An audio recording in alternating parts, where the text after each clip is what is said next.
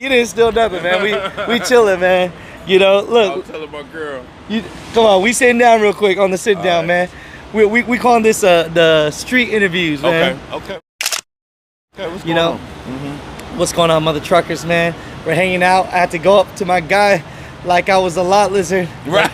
Like, hey, man, I'm sorry if I could bother you for a second. And then he told me right now he stole my tagline, man. He been using Mother Trucker. Mother Trucker. Hey, yes. but honestly, that's not my tagline. Everybody been using that for years. Right.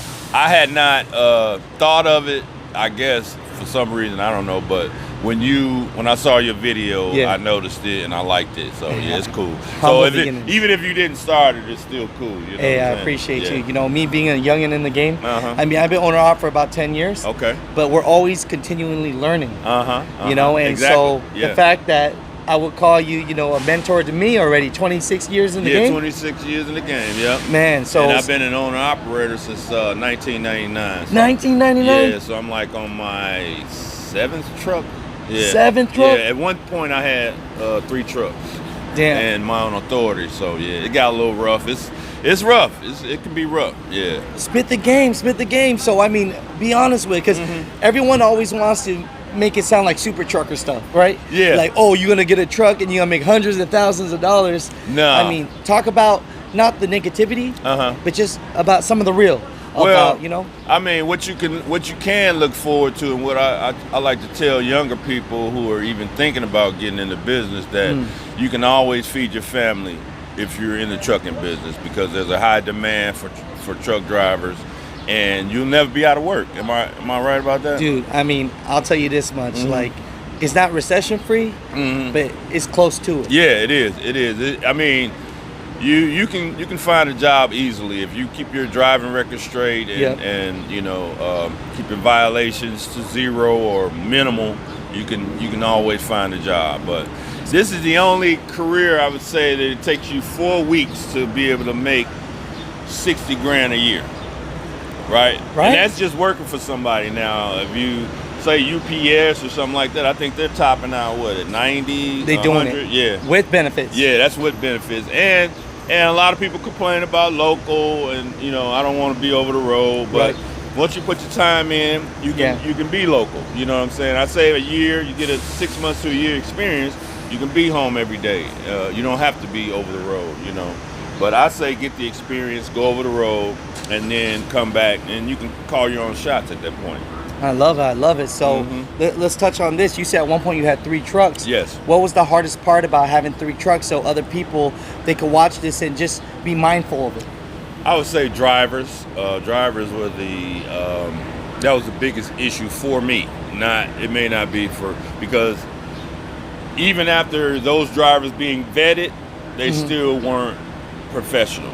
You know, I had bad experiences with some drivers that they just weren't professional. You know, they were vetted, they went through the application process, they were okay, but then when they get out on the road, they're not professional. What was the red flags that you saw so that other people might be able to catch these? Not coming to work,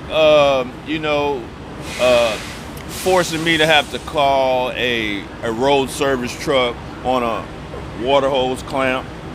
One guy had a trailer almost tipped over on the ground, you know, which could have cost me a lot of money, but fortunately we were able to get the trailer straightened out, and it didn't, you know, I didn't run into the major cost. But they, you know, a lot of guys didn't want to come to work, you know, and I was paying them well, you know, because I'm a driver. I know what you need to, you know, what you consider good pay, you know, so it's not like, you know, I didn't know, you know, what it takes to pay a driver. You know what I mean? So it has nothing to do with pay. It's just you have to find the right drivers, and that's an issue. That's an issue. That's hard. That's an issue. So these days, I mean, you know, what type of trucking are you doing now? I'm a drive van, and then I'm an owner operator. I got a 14 Cascadia and an 09 Trail Mobile, all paid for, so I don't have any bills. Congratulations, man. All paid for, Hey, congratulations. Yeah. So when you had the 3 trucks, you didn't think about quitting. You just said, you know what, let me scale down. Yeah. Let me just trust in me. I said, it was more, I need to push the reset button. You know what I'm saying? It was too many. I was going financially I was going down. You know what I mean? I was digging myself a hole, and so I cut it off. I was like, let me stop. I paid off the trucks. I turned around and sold the trucks, and I just stepped away from owning, you know, or having a small or multiple trucks, should I say.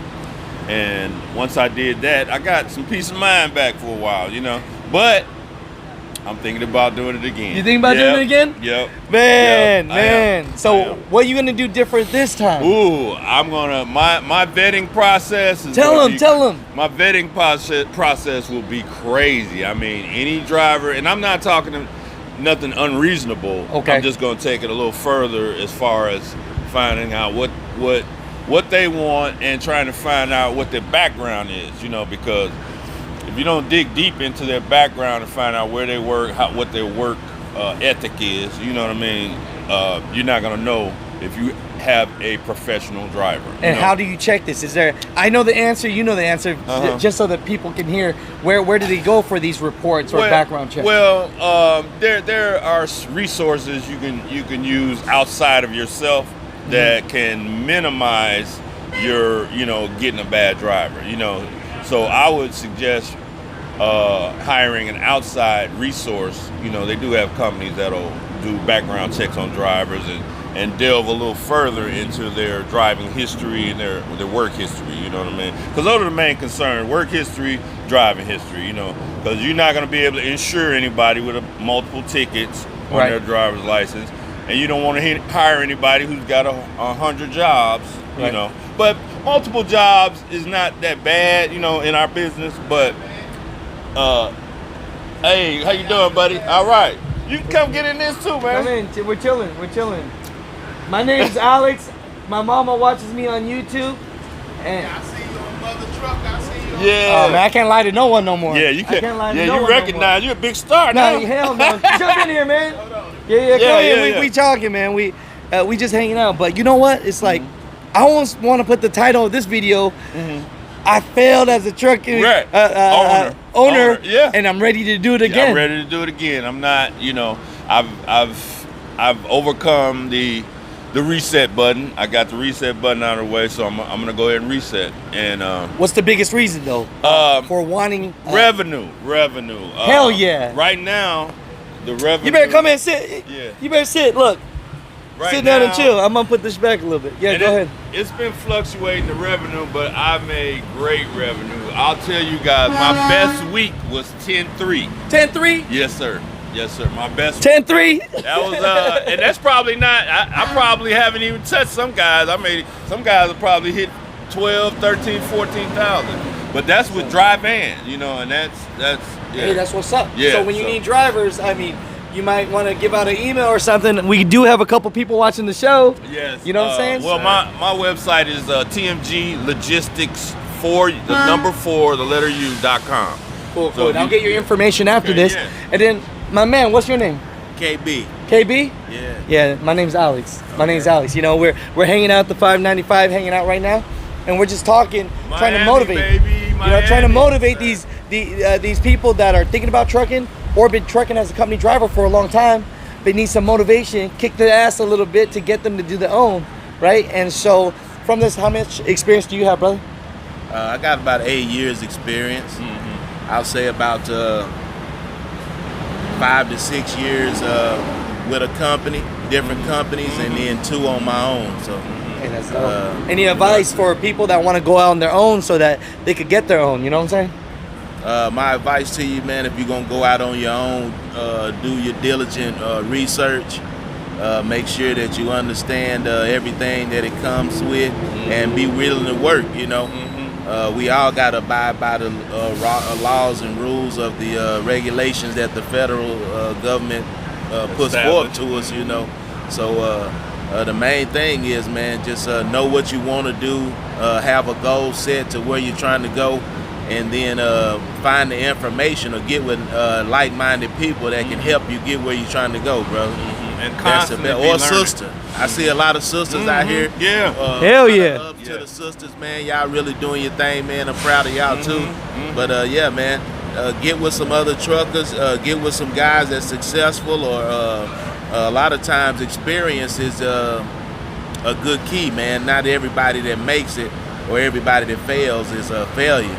You know, you got to fail to be able to succeed. So, you know, even people that fail, man, listen to what they got to say. Take the good information that you can take and use it to your advantage.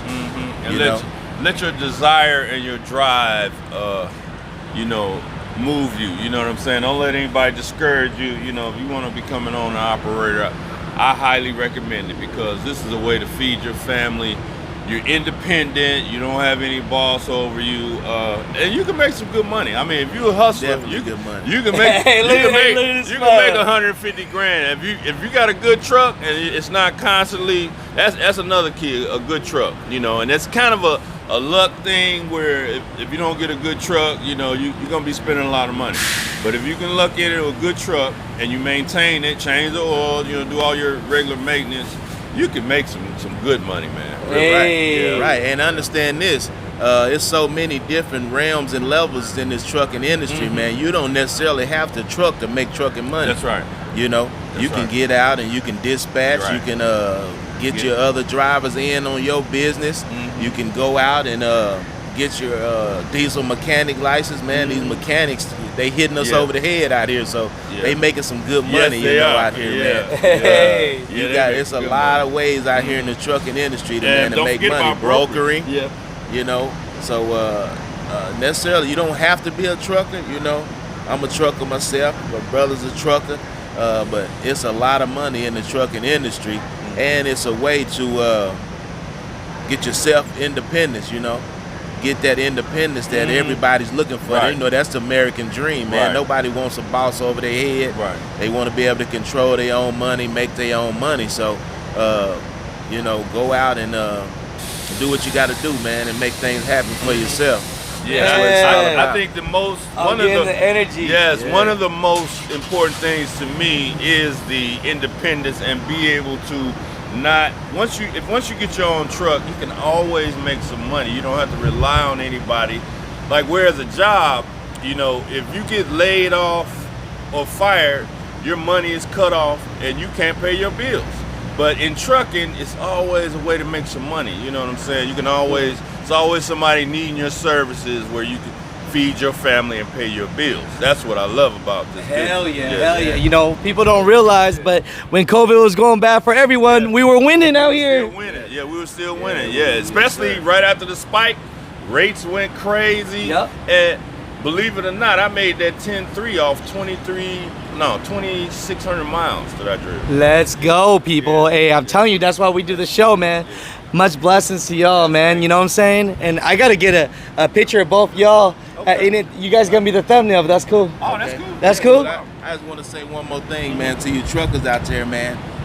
Don't think that people tell you got to truck all the time. You do got to keep the reels rolling to make money. But just like now, you know, I had to do a 34-hour reset, so I'm in Miami. Why not Uber to the beach? Right.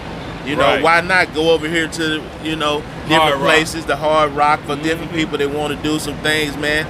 You all over the world, you all over the country, in the United States, and there's always activities to do, man. So when you take that downtime, man, enjoy yourself, you know, because we got to have a little bit of space, you know, for ourselves in this trucking world too, man. A little reset. You need a reset. You got to do that 34 too. You got to do the 34. This career affords you to travel. Remember that. And when you do travel, take advantage of it.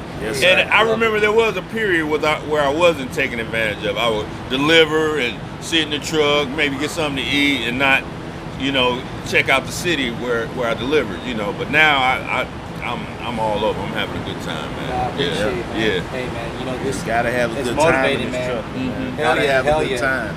Meeting people like my brother here, man. We had met yesterday over there eating right at the. Wait, no, you guys just met? No, we met yesterday. That's something about trucking. The brotherhood and sisterhood of trucking is still real, man. I thought these two folks knew each other for years, man. No, I just met him yesterday.